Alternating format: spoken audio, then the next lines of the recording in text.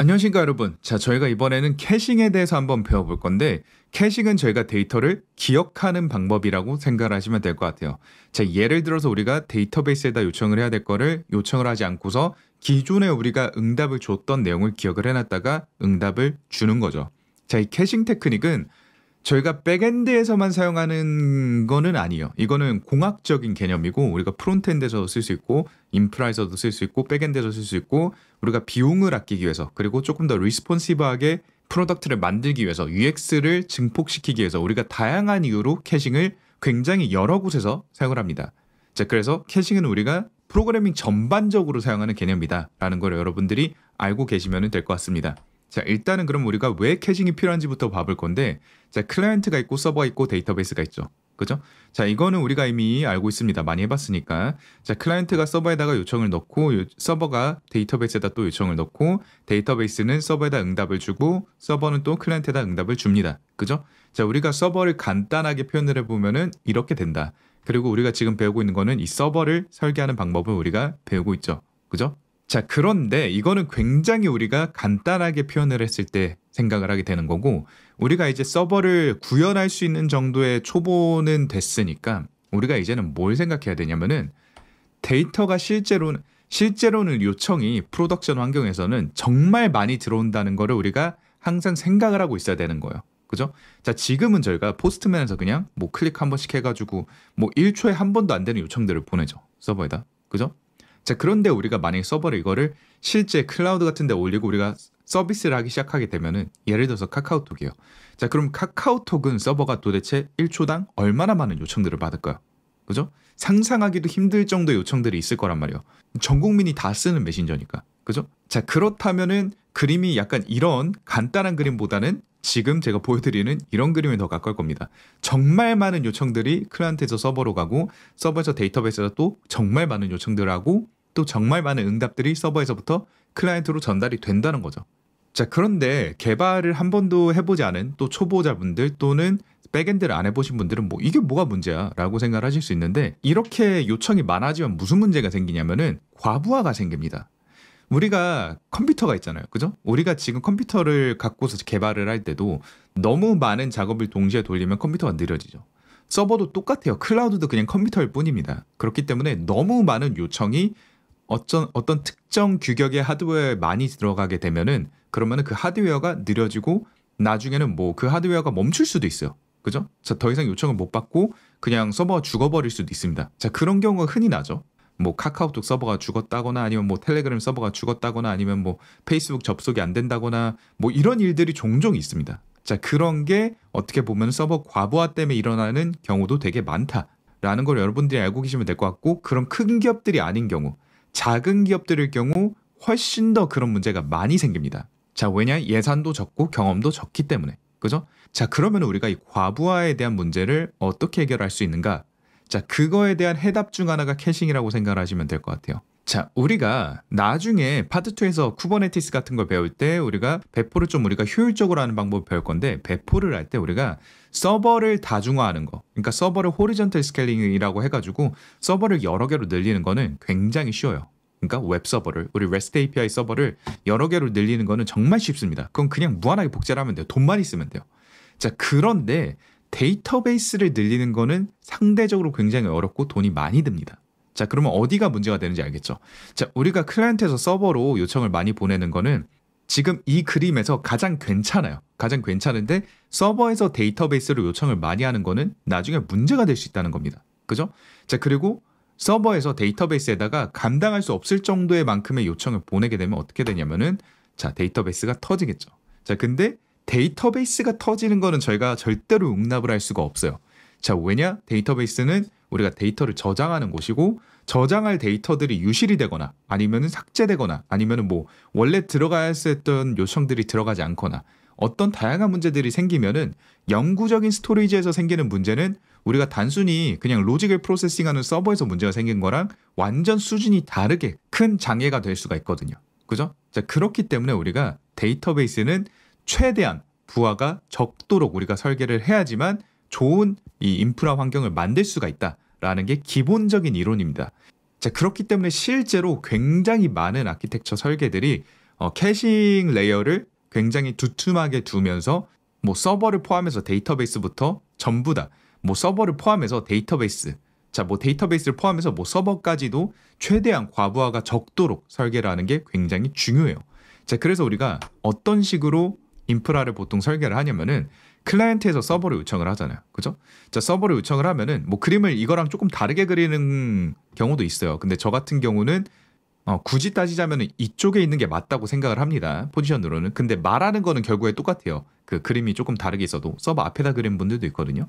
그게 조금 더 그림적으로는 직관적이긴 한데 코드상으로는 여기가 맞다고 저는 생각을 합니다. 그래서 앞에다 두는 거는 뒤에다 두는 거랑 어차피 우리가 전달하려는 말은 똑같다라는 거는 생각하고서 보시면 될 것 같아요.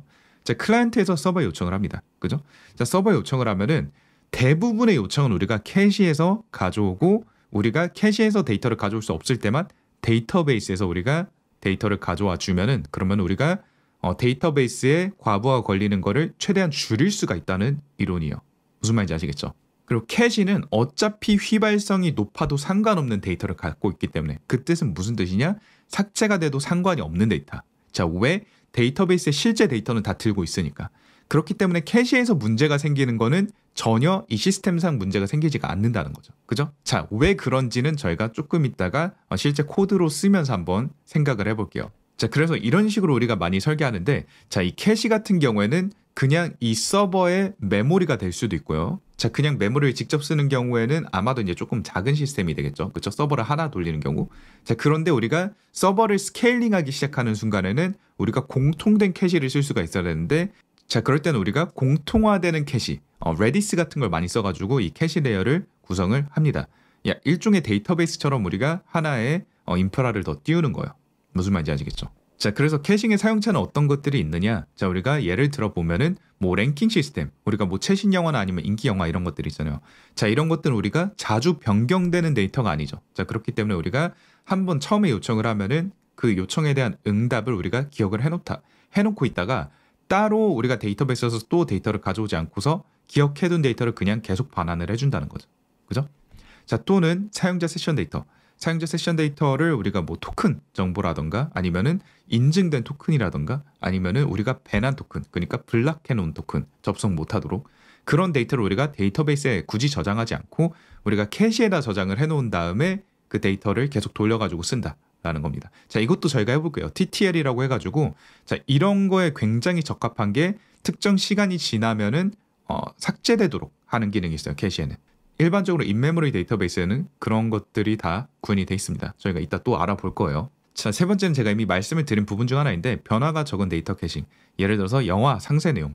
자, 영화 상세 내용은 우리가 한번 작성을 하고 나면은 이게 변경이 될 일이 사실상 거의 없다고 봐야 되죠. 그죠? 자, 그러면은 우리가 매번 똑같은 영화 내용을 상세 내용을 가져오기 위해서, 그러니까 우리 프로젝트에서는 무비 디테일이죠. 그죠? 무비 디테일을 매번 계속 데이터베이스에서 계속 가져올 필요 없이 데이터베이스에선 예를 들어서 뭐 1시간에 한 번만 가져오고 우리가 캐시 레이어에다가 1시간 동안 저장을 해놓은 다음에 그 데이터를 계속 클라이언트에다가 그냥 전달을 해줘도 괜찮다는 겁니다. 어차피 변경될 일이 거의 없으니까. 자, 다만 그래도 변경이 될 수는 있으니까 1시간마다 업데이트를 해주기는 하는 거죠. 데이터베이스에서부터. 그죠? 자, 그러면은 우리가 캐시 레이어에서 딱히 데이터베이스에다가 또 요청을 할 필요 없이 1시간에 한 번만 요청을 하면은 뭐 100만 번, 1000만 번의 요청이 들어와도 우리가 캐시 레이어에서 전부 다 처리할 수 있게 되는 거죠. 자, 외부 API 캐싱. 외부 API 결과를 캐싱해서 외부 리소스 사용 비용 절감이라고 해놨는데 저희가 뭐 API 서비스 같은 거 쓴다면은 예를 들어서 날씨 API 같은 거를 쓴다. 그죠? 자, 그러면 우리가 날씨에 대한 데이터를 가져올 때마다 그 외부 API에서 우리가 돈을 내야 될 거란 말이에요. 그죠? 자, 외부 API를 제공을 해주는 거기도 무료로 제공을 해주진 않을 테니까.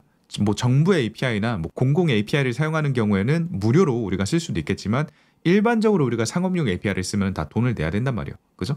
자, 그럴 경우 우리가 매번 우리 서비스에서 요청을 받을 때마다 우리가 사용하고 있는 상대 서비스에다 계속 요청을 넣으면은 그럼 돈이 계속 나가겠죠. 그죠? 자, 그러니까 뭐 날씨 데이터 같은 거 이런 거는 우리가 사실상 뭐 서울의 날씨가 갑자기 뭐 1분 만에 변경될 일은 없으니까. 그죠? 한번 가져오면 우리가 우리 시스템에서 저장을 해둔 다음에 그 저장된 데이터를 우리 서비스에 요청하는 사람들한테 그냥 그대로 보내주면 된단 말이에요. 그죠? 그럼 우리가 매번 계속 비용을 들이면서 외부 데이터를 요청할 필요가 없다는 거죠. 그죠? 그런 방식으로도 굉장히 많이 쓴다. 자, 마지막으로는 레이트 리미팅이랑 스로틀링이 있는데 사용자의 요청 횟수를 캐싱한 후에 특정 횟수를 넣으면 에러를 반환할 수도 있다. 그러니까 요청을 뭐 1시간에 50번만 할 수 있게 한다거나 아니면 뭐 1분에 10번만 할 수 있게 한다거나 뭐 이런 것들을 우리가 캐싱을 사용해가지고 구현을 하면은 데이터베이스를 사용하는 것보다 훨씬 더 효율적으로 구현을 할 수가 있다는 거죠. 자, 그리고 상대적으로 그렇게 중요한 데이터까지는 아니기 때문에 특히나 우리가 굉장히 중요한 데이터를 다루는 데이터베이스의 로드를 높일 이유가 없으니까 우리가 캐시를 쓰면 훨씬 더 효율적인 시스템을 구축할 수 있다는 겁니다. 그죠? 자, 그럼 캐싱의 장점에 대해서 알아볼게요. 자, 장단점이 있습니다. 자, 왜냐? 장점만 있으면 저희가 그냥 캐시만 써버리면 되니까 데이터베이스가 필요가 없겠죠. 그죠? 자, 캐싱의 장점은 퍼포먼스 향상입니다.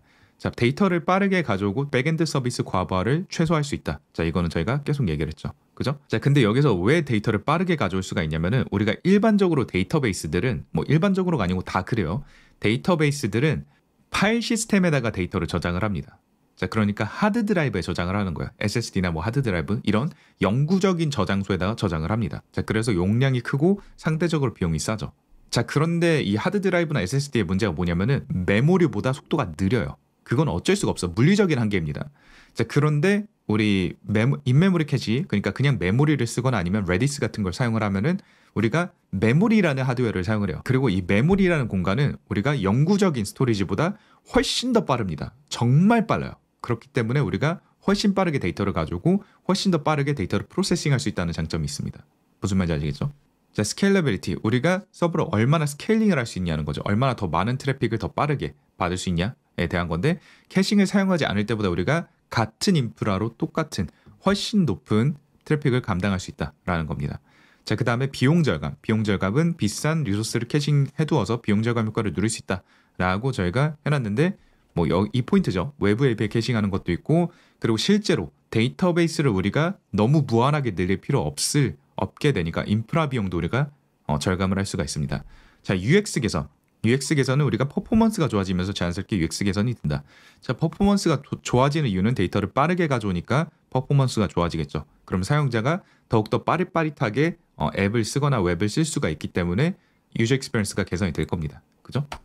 자, 캐싱의 단점은 그럼 뭐냐? 스테일 데이터. 자, 스테일 데이터는 뭐냐? 자, 이 스테일은 뭐 썩었다, 뭐 이런 건데 유효기간이 지난, 뭐 신선도가 부족한 뭐 이런 의미거든요. 근데 우리가 한국어로도 보통 스테일이라고 써요. 자, 데이터 신선도가 부족하다. 즉 최신 데이터가 아니다. 자, 왜 그러냐? 우리가 여기서 얘기를 했지만 자, 랭킹 시스템을 예를 들어서 우리가 가져온다 하면은 자, 최신 영화를 저희가 또는 인기 영화를 우리가 캐싱을 해뒀어요. 그러면은 이 기간이 있잖아요. 우리가 얼마 동안 캐싱을 할지. 예를 들어서 1시간 동안 캐싱을 할 거다. 자, 그러면은 1시간 동안 우리가 데이터베이스에서 생긴 변화들을 반영하지를 않는다는 거예요. 우리가 1000 요청을 보내고서 응답을 가져온 값을 기억을 해놨다가 그 값만 계속 무지성으로 계속 계산하지 않고 그냥 그대로 보낸다는 겁니다. 1시간 동안. 우리가 캐싱 시간을 1시간이라고 한다면. 그렇기 때문에 그 캐싱 기간 안에 보내진 요청들은 전부 다 똑같은 데이터를 받게 되고 데이터베이스에 반영되어 있는 완전 최신 데이터를 우리가 받아볼 수는 없다라는 거예요. 그죠? 자, 그래서 신선도는 그냥 포기를 하는 거죠. 어떻게 보면은. 대신에 뭐 캐싱 기간을 짧게 하거나 길게 하거나 해가지고 각각 엔드포인트에 적합한 방식으로 우리가 캐싱을 사용할 수는 있겠죠. 그죠? 자, 밸런스를 맞춰가지고 사용을 하면 스테일 데이터에 대한 거는 우리가 어느 정도 그래도 극복을 할 수가 있다라는 겁니다. 자, 특히나 뭐 영화 상세 같은 거 그런 거는 진짜 바뀔 일 없으니까 뭐 하루 캐싱 뭐 이렇게 해놔도 크게 문제가 안 되겠죠. 그죠? 자, 그 다음으로는 메모리 사용 증가입니다. 자, 캐시는 빠른 접근이 목적이기 때문에 메모리에 저장된다. 자, 메모리 사용량이 늘어난다. 자, 이게 왜 단점이냐면은 메모리는 되게 비싼 하드웨어예요. 상대적으로. 그렇기 때문에 우리가 최대한 적합한 장소에서만 사용을 하지 않는다면은 오히려 인프라 비용이 더 늘어날 수도 있어요. 자, 그러니까 우리가 정확히 딱 필요한 만큼만 사용하는 게 굉장히 중요합니다. 자, 디자인의 복잡성. 자, 디자인의 복잡성은 뭐냐면은 우리가 아까 말씀드린 대로 보통 그냥 서버 자체의 메모리를 사용해가지고 캐싱을 하는 경우는 거의 없어요. 자, 왜냐? 우리가 서버는 결국에는 현대의 서버는 우리가 다중화를 무조건 하기 때문에, 그러니까 호리존털 스케일링이라고 하거든요. 우리가 나중에 배울 개념인데 파트 2에서 자, 서버를 여러 개를 복제해서 만들어 버립니다. 자, 그러면 그 여러 개의 서버끼리는 이 메모리가 공유가 안 돼요. 같은 프로세스 안에서만 공유가 되거든요. 자, 그렇기 때문에 우리가 결국에는 레디스 같은 공통된 이 캐시 레이어를 따로 인프라를 구축을 해줘야 되는데 그렇게 되면은 인프라에 우리가 올려야 되는 인프라가 하나 더 늘어나니까 신경 써야 되는 서비스가 하나 더 늘어나니까 이 아키텍처의 복잡성이 당연히 늘어나긴 하겠죠. 그죠? 자, 그리고 보안 리스크가 있다. 자, 적합한 데이터를 캐싱하지 않으면은 보안 리스크가 생길 수 있다. 자, 그렇죠? 예를 들어서 우리가 1시간 이상 접근할 수 있으면 안 되는 데이터인데 우리가 뭐 하루 캐싱을 해버렸다. 자, 그러면은 문제가 될 수가 있겠죠. 그죠? 자, 그래서 우리가 어떤 데이터를 캐싱할지 정확히 조금 판단을 잘한 다음에 프로젝트별로 그리고 프로젝트별로 우리가 적합한 데이터만 캐싱을 해야 된다라는 게 조금 챌린지라고 생각하시면 될 것 같습니다. 자, 그래서 이런 장점과 단점이 있고 우리가 캐싱을 사용했을 때 굉장히 큰 이점을 누릴 수가 있지만 제대로 사용을 해야지만 이점을 제대로 누릴 수 있다라는 걸 여러분들이 기억하면서 다음 시간에 저희가 실제로 코드를 작성하면서 캐싱을 한번 사용해 보도록 할게요.